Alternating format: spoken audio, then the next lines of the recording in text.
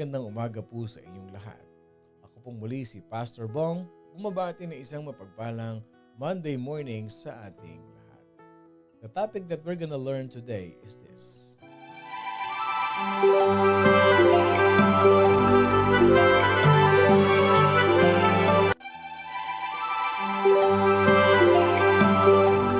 The importance of developing a discerning spirit. Bago yun. What the Bible says about the importance of developing a discerning spirit. Gaano ba talaga ka-importante yung tinatawag na discernment? Maybe some of you magtataka kayo, merong mga Christian na talagang malakas ang kanilang discernment. Ito yung mga tao na nakikita natin kung gaano sila kaingat sa buhay, kung gaano sila kaingat magdesisyon, kung gaano sila kaingat magsalita. And they are so sensitive with what is happening around them. May mga tao talagang ganun. Ang tawag doon, malakas ang discerning spirit. Yung para bang na-anticipate nila yung pwedeng mangyari. Ang tawag doon, wisdom ni Lord. God has given us not a spirit of intimidation, not a timid spirit, but God gives us a spirit of courage. Saan ang gagaling yun? Pag malakas ang discernment. Kaya nga minsan hindi ba napapag-usapan natin? Alam mo, ang lakas talaga ng discernment mo. Akalain mo na discern mo yun. Na yung taong yun mayroong ibang intention. Na yung taong yun kaya dumating kasi may gagawin. Na yung taong yun is ganito, yung taong yun is ganyan. Akalain mo na discern mo yun, kaya pala sabi mo wag na tayong tumuloy kasi na-discern mo eh. What is the importance of developing a discerning spirit? Ano ba yung word na discern? Okay, yung word na discern is to recognize and understand. Yung bang pag ikaw ay nasa isang situation, you are in a place na understand mo kaagad, nare-recognize mo kaagad ano ang meron dun sa lugar na yon. Pag may kausap ka, nare-recognize mo, naiintindihan mo kaagad kung anong klaseng pag-uusap meron kayo. Nadi-discern mo ang puso ng taong kaharap mo.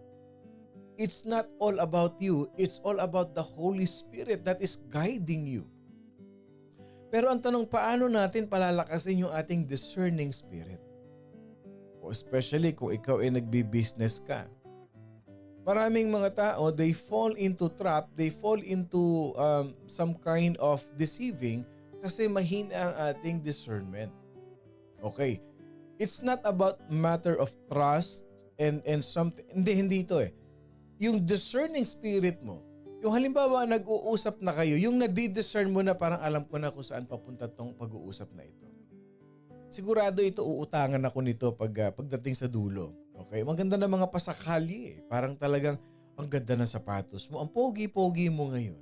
No, iba ang dating mo talaga ngayon. Alam mo, bagay sa iyo. Yung mga ganyan, ako na-discern nila kaagad yan. Ako alam ko na uutangan ako nito. May discernment ka na ganun, ano? Yeah. Pero hindi naman, it's just an example. Kumbaga, nakikita mo na nasa-sense mo na because of your discerning spirit kung anong motive niya. Ano yung next step niya na gagawin sa iyo? And it is very important to develop a discerning spirit. It is very important to recognize and understand what is going on around you, what is happening between the two of you, na di-discern mo na through the power of the Holy Spirit, what should you do, what should you say, and how you should understand and recognize the situation. Can I see an amen to that? Can I see an amen to that? Sino sa atin dito yung gustong lumakas, ma-develop pa yung tinatawag nating discerning spirit? Ang discerning spirit, nanggagaling yan sa Panginoon. Nanggagaling yan sa Panginoon. Hindi yan sinasabi nating manghuhula ka. Hindi. Ang discerning spirit is innate. Pag sinabi nating innate, natural yan sa isang anak ng Diyos na malakas ang discernment. Hindi mo pa sabihin, nahulaan ko yung gagawin niya. There is no such thing as hula. Yung discernment meron. Kasi nasa Bible yan, yung discernment. And God will give you a gift of discernment, mga kapatid, if you will develop it. Ito maganda, pwede mong ipasa yan sa mga anak mo eh. Yan ang pag-aaralan natin ngayon. How to develop a discerning spirit. Okay? Ano ang ating biblical foundation? Simple lang. Ito ang ating biblical foundation to that. I want you to open your Bible to Deuteronomy chapter 6 verse 6 to 9. Okay? Deuteronomy chapter 6 verse 6 to 9. Okay. And these words which I commanded you to do today shall be in your heart. You shall teach them diligently to your children, and shall talk of them when you sit in your house, when you walk by the way, when you lie down, and when you rise up. You shall bind them as a sign on your hand, and they shall be as frontlets between your eyes. You shall write them on the doorposts of your house and on your gates. Again, Deuteronomy chapter 6 verse 6 to 9. And these words which I command you today shall be in your heart. You shall teach them diligently to your children, and shall talk of them when you sit in your house, when you walk by the way, when you lie down, when you rise up. You shall bind them as a sign on your hand, and they shall be as frontlets between your eyes. You shall write them on the doorpost of your house and on your gates. Ano kinamalayan nito, Pastor? Old Testament ito, si Moses pa ito nagsasabi na ito eh. Basahin natin sa Tagalog, mas maganda. Ang mga salitang ito na aking iniuutos sa iyo, sa araw na ito ay ilalagay mo sa iyong puso, at iyong ituturo ng buong sikap sa iyong mga anak, at iyong sasabihin sa kanila kapag ikaw ay nakaupo sa iyong bahay, kapag ikaw ay lumalakad sa daan, at kapag ikaw ay nahihiga, at kapag ikaw ay bumabangon. At iyong itatali ang mga ito bilang tanda sa iyong kamay at bilang panali sa iyong noo. At iyong isusulat ang mga ito sa pintuan ng iyong bahay at sa mga pasukan ng inyong mga bayan. Salamat, Panginoon, sa iyong mga salita. Many of God's people, many Christians, they always get into trouble because they lack of what we call a discerning spirit. Ilan dito aamin na kaya tayo trouble? Lagi ko tong ipinapaalala. Hindi lahat ng maganda, hindi lahat ng pogi naka-jackpot ka na. Tama? Sabi nga nung kanta, humanap ka ng at ibigin mong tunay. Hindi mo na discern kung anong purpose talaga ng taong yun sa'yo eh. You fall into trap. You fall into temptation. Tama? Minsan naboboladas ka, nadadaan ka sa mga magagandang salita. You are putting yourself into trouble because you are lack of a discerning spirit. And when you are in trouble, obviously yung trouble na yon, it is Satan's traps in your life. Some people, some Christians, they walk right into Satan's trap and never even know what hit them. Tapos sasabihin mo na lang, ano nangyari? Bakit nagkaganon? Yung pang I cannot imagine what went wrong, yun na lang ang sasabihin mo, bakit nagkaganon bigla? Ano nangyari? But a person with a discerning spirit will be quick to explain, will be quick to understand, will be quick to recognize and understand the situation. Maintindihan mo na, na-discern mo na kaagad. Alam ko na ito. Trap ito ni Satan. Ito ay scheme na naman, plano na naman ng demonyo sa buhay ko ito, kaya ako nandito. Pero na-discern ko, I will make a decision, I will not fall into it more, at ako'y aalis dito. Trap ni Satan to. Yung alam mo na inalis ka ni Lord doon, tapos bibigyan ka ng isang bagay na maglalayo sa iyo sa ministry, na maglalayo sa iyo sa presensya ng Diyos, trap ni Satan yan. Trap ni Satan yan. Yung alam mong ang lapit-lapit mo na sa Panginoon, pero the same thing over and over and over again will happen to you, ilalayo ka ng demonyo. Yun ang madidiscern mo dapat. Teka muna. Hindi tama ito eh. Bakit instead na imbis na ako'y mapalapit sa Panginoon, pero bakit nung nakilala ko ito, nung bakit ako'y nandito sa sitwasyon na ito, nung tinanggap ko itong trabaho na ito, bakit parang palayo ako ng palayo, ng palayo, ng palayo sa Panginoon? It's a devil's scheme. The Lord will never give you a situation where you will you will fall out for Him. The Lord will never give you a situation where He will distance Himself to Him. To you, mga kapatid. Hindi gagawin ni Lord yun. Ang lahat ng gagawin ni Lord sa buhay mo is para mapalapit ka sa Kanya. However, the devil will use any methods, any tools, any situations for what? For you to be separated to God. Gagamit ang demonyo ng bagay, ng tao, ng pangyayari, parang Pinoy henyo lang, no? Tao ba ito? Bagay ba ito? Pagkain ba ito? Para ilayo ka sa Panginoon eh. At pag mahina ang discerning spirit mo, mahina ang discernment mo, makikarried away ka. Lalayo ka ng lalayo kasi hindi mo na-discern. At you will find yourself, anong nangyari sa akin? What happened to me? Sabi mo pa nga, dati naman active naman ako eh. Bakit bigla kaya nagkaganon? Kasi hindi mo na-discern eh. Na unti-unti ka nang nilalayo ng kaaway. Each of us needs to develop a discerning spirit. Saan natin, ano ang foundation ng discerning spirit? Saan tayo mag-uugat ng discerning spirit? Where should be our discerning spirit be rooted? It is rooted in a strong relationship with the Lord and the knowledge of right and wrong. Yun ang foundation ng discerning spirit. Pag malapit ka sa Panginoon, alam mo ang tama at ang mali. Lalakas ang discernment mo. That's true. You have to identify right from wrong. Pag mali, mali. Ayaw ni Lord niyan. Hindi pwede mong gawing tama yung mali. May grace naman si Lord. Itatama na rin ni Lord yan kahit paano. No. Right is right, wrong is wrong. Ganyan ang policy ng Panginoon Diyos. So you have to stand whether it is in the right or wrong.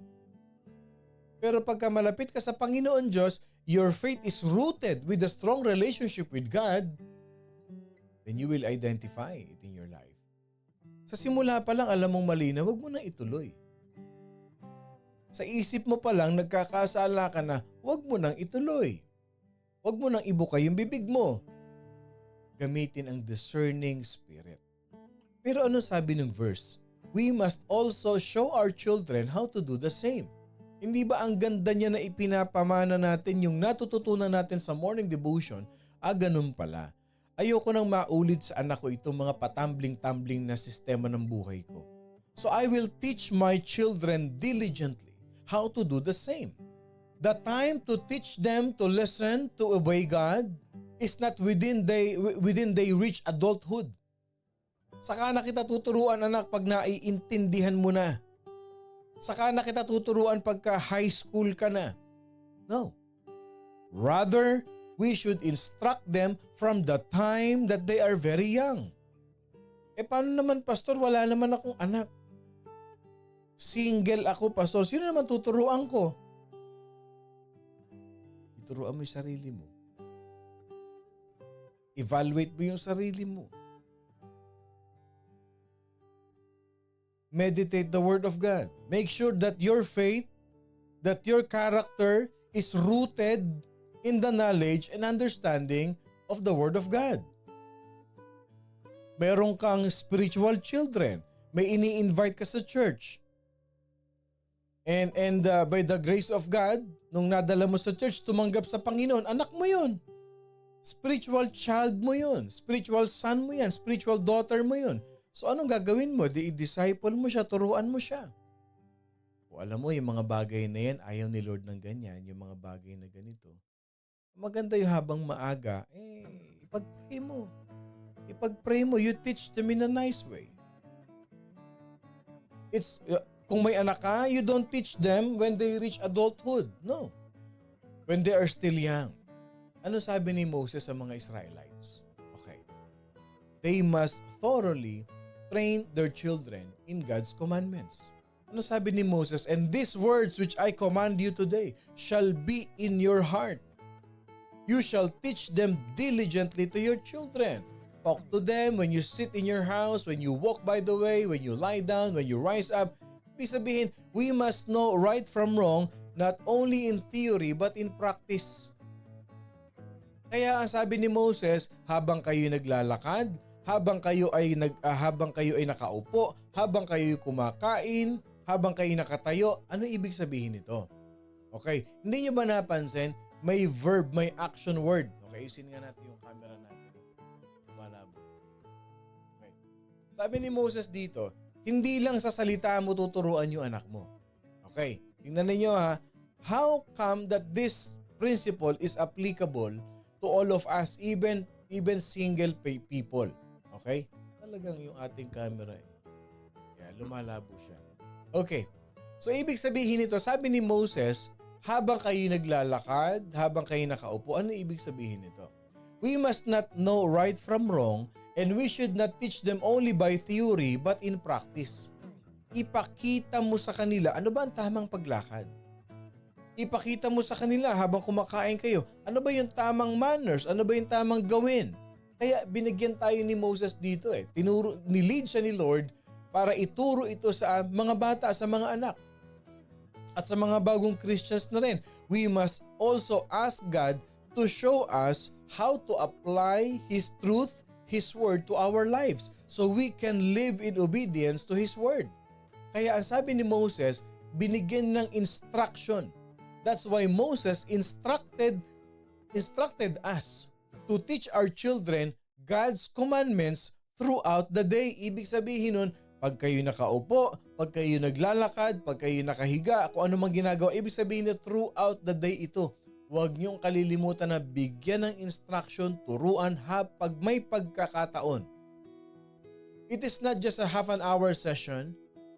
It is not just only in Sunday school lesson, but we are to say plainly to them, this is the right behavior. Ito yung tamang gawin. Ito yung tamang pag-iisip.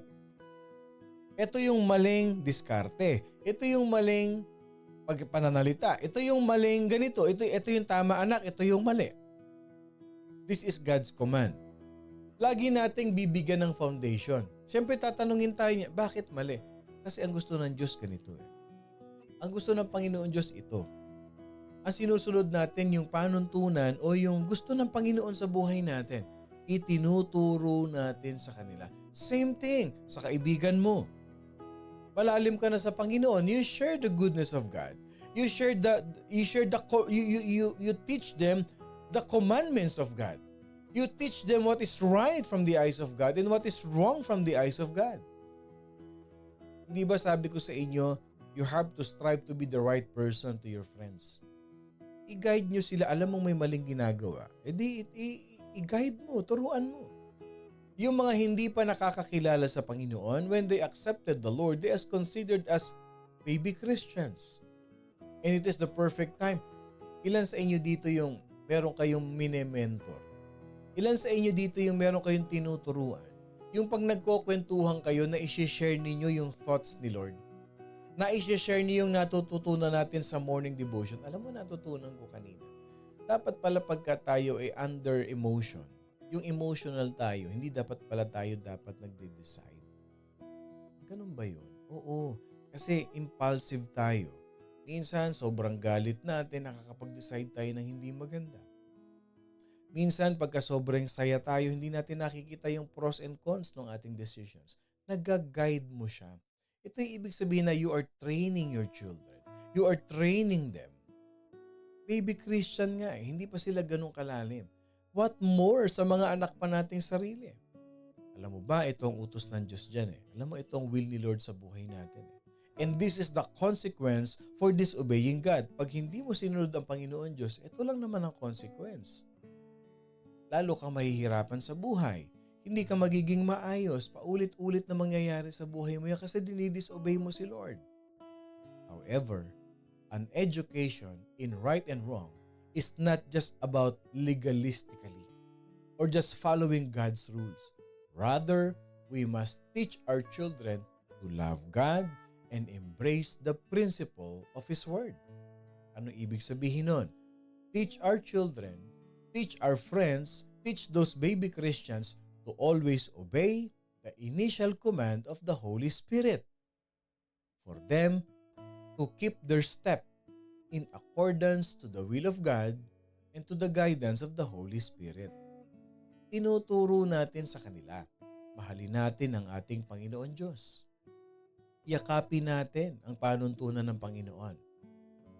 Paano natin gagawin? Whatever you do, naglalakad man kayo, i-share mo kung anong gusto ng Diyos sa buhay niya. Kumakain man kayo, in every situation, make every time to teach them diligently. To teach them the commands of God. To show them what true God is. To teach them what is right and what is wrong. Kasi mahal mo sila. A child who is thoroughly committed to God, you teach them how to be committed to God. You teach them to know how to seek God and how to obey God. Alam mo yung mga taong ganyan? Ito, tandaan nyo. Okay. Yes, we fail sometimes. Pero yung failure natin, hindi kagaya ng mga tao na malayo sa Diyos. Yung failure nila, ang tawag doon bonggang-bongga. Yung sa'yo, medyo mild-mild lang eh. A person, a children, a son, a daughter who thoroughly committed to God because you taught them in their younger age, o yung kaibigan mo na baby Christian, tinuruan mong mag-commit sa Panginoon, tinuruan mo na paano niya hanapin si Lord sa buhay niya, tinuruan mo siya na paano sumunod sa Diyos sa buhay niya, they will have little trouble in life. Yes. Why? Lalakas ang discerning spirit nila. They will develop a discerning spirit what is God's will in every situation. Hindi ba ang ganda nun? Natuturuan mo sila, ano ba ang will ni Lord sa buhay ko? Ay hindi gusto ni Lord tong ganito. That child, they will quickly understand when the Holy Spirit prompted them, when the Holy Spirit signals them that these things are wrong. These things are crooked. Yung conscience niya, his conscience remains alive and sensitive. Yun. Pag ang iyong Holy Spirit is malakas sa katawan mo, you teach people how to seek God. You teach your children how to obey God. You teach those children how to commit to God. Lumalakas yung Holy Spirit. And even you can discern that na parang hindi tama. May something that is pushing me. There is something that is burdens my heart. May mali ito.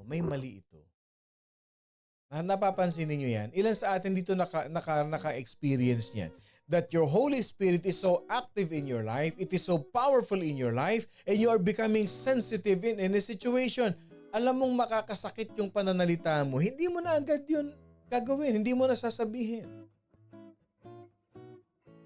Because your Holy Spirit, your conscience, it remains alive and sensitive. So ano nangyayari? You avoid becoming an easy target for the enemy.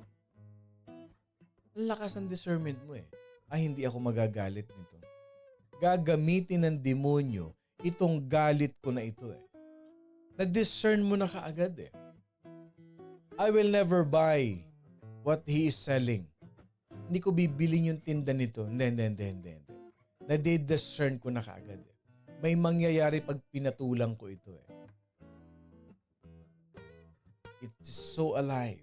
It is so sensitive. Kaya yung mga taong mahina ang discernment, yung bang napapadala sa emotion, naku, tuwan-tuwa ang kaaway dyan. Parang target shooting range ng kaaway yan. Ito, madaling magalit to si dito, papanain ko to dito, babarling ko to dito. Bullseye. Ayan na, hindi mo na-discern na gagamitin ng kaaway yung sitwasyon na yan para mag-flare up ka na naman, magalit ka na naman, mawalan ka na naman ng mga ganun pa. Hindi lang ako Kristiyano. Tanggalin ko yung pagka-Kristiyano ko dito. Ayan na eh. Hindi mo na di-discern na unti-unti nang umaatake yung kaaway. Hindi mo na di-discern na tina-target ka na ng kaaway. Tuwan-tuwa na yung kaaway. Kasi bakit? Mahina ang discernment. How to develop a discerning spirit? First, be closer to God. Meditate His Word. Obey the Holy Spirit in your life. Be obedient to God. Be committed to His Word. In that way, madali mong nadidistinguish yung mali at saka yung tama. Learn to seek God. Learn to obey God. And I'll tell you this, mga kapatid. You go closer to God, the more power that you will have. The more you seek God, the more of His discerning spirit will be upon you. Yes. Ano yung life principle natin? Totoo yan eh. God's Word is an immovable anchor in times of storm. Yung storm na madidiscern mo kung anong pwedeng mangyari. But as you grow closer to God, you draw near to God, you always seek God, and you always obey God, those troubles, alam ko na yan. Alam ko na yan. Style na naman ng kaaway yan. Style na naman ng kaaway yan. And I will never fall into trap again. I will never fall into trap again. My prayer and my desire is for us to really develop a discerning spirit. Not only to us, even to our children as well. Turuan natin sila. Not only our biological children, but even, mga kapatid, to our spiritual children. Importante yan sa buhay natin na maipasa natin yung legacy, maipasa natin yung pagiging masunurin sa Panginoon, yung pagiging malapit sa Panginoon. Maipasa natin yan sa mga mahal natin sa buhay. And even to us, it's not yet too late. Hindi pa late para sa atin. You draw near to God. You draw closer to God. I'll tell you, mag-iiba ang pananaw mo. Lalakas ang discernment mo at hindi ka basta-basta nagagamit ng kaaway. At hindi ka basta-basta natatrap ng kaaway into a situation where you will say, anong nangyari? Bakit nagkaganon? No, hindi na mangyayari sa'yo. Mangyari man, hindi na magiging madalas. Dati araw-araw. But as you grow more, and thank you sa morning devotion, napapaalalahanan. Nare-remind tayo ng tamang pag-uugali. Nare-remind tayo ng tamang paglapit sa Panginoon. At lalo-lalo na, ma-develop yung ating discerning spirit. Magandang umaga pong muli sa inyong lahat. Ako pong muli si Pastor Bong, bumabati ng isang mapagpalang Monday morning sa ating lahat. Laging tatandaan, we must know right from wrong, not only in theory, but in practice. In that way, our discerning spirit will develop even more and more and more. Pag tama-tama, pag mali-mali, anong foundation? Konsultahin ang salita ng Diyos. Panindigan sa utos ng Diyos at laging sumunod sa ating Panginoon. At wag na wag kakalimutan mga kapatid, we are blessed by God. I love you all with the love of the Lord.